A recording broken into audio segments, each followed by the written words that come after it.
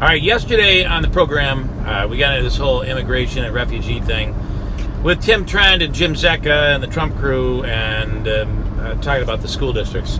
So it got pretty heated, went on for about an hour, and that was long. So I thought today I would read the messages in response from people who were listening and wanted to pipe in. We call this mean tweets. Some of these are positive, some of these are directed at me. All right, I'm going to try to do this while driving down the road. Here we go. Christopher says, thank you for having those bigots on the show this morning so everyone can hear how ignorant they really are. SQ writes, you're missing the point, Bill. We are against illegal and poorly vented,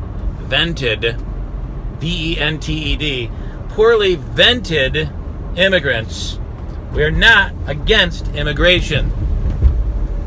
It continues. Tom says, that 70-year-old lady who's worried about Utica, where was she when Utica was ending up in the tank? Clearly not trying to make Utica better. Janice, Bill Keeler was rude, biased, and should be fired. He called that poor woman a bigot. I did not. I said she sounds, when she says it that way, she sounds bigoted. I didn't call her a bigot. Other people did, though. He called that poor woman a bigot. Thank God Donald Trump will correct all of this and make America great again. This is Tony, who says, sorry, I had to turn off the radio yesterday. I had to tune out after Jim Zecca and Tim Trent's grandmother started comparing her upbringing as being diverse because she attended Polish, German, and Italian festivals. That was funny. I'm going to read some of the shorter ones here. Anthony, we keep letting these terrorists into the country. All it takes is one. So as long as there's a threat of one, I say none.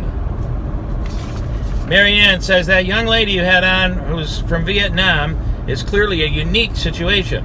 It would be great if they were all like her, but they are not. That is the problem.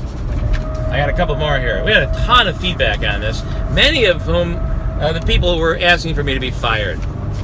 Thank you for those calls.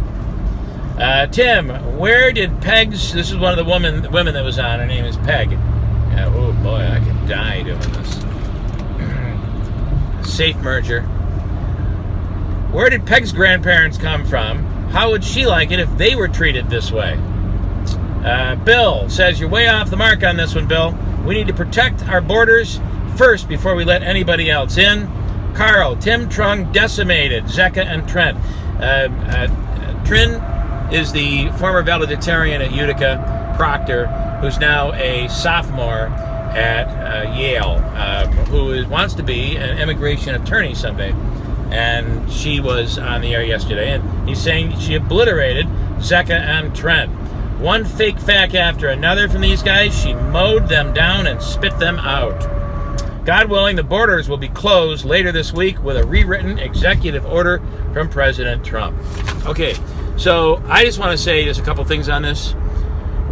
While we're focusing on these immigrants, these refugees from war-torn countries coming into Utica that we've seen, Vietnamese, the people who are Hispanic, the Bosnians, the list of people that have come here, the majority of these people are looking for the American dream and making Utica a better place. But while we're focusing on them, we're not focusing on the influx of scumbags that come up from New York City and try to sell their heroin in our markets, or families of people that are unfortunately incarcerated that come up here and deal in drugs. That's the biggest problem of all. That's what's destroying Tim Trent's West Utica. It's drug infested, and it's these horrible people that are not coming from other countries, but coming from New York City. That's something to think about.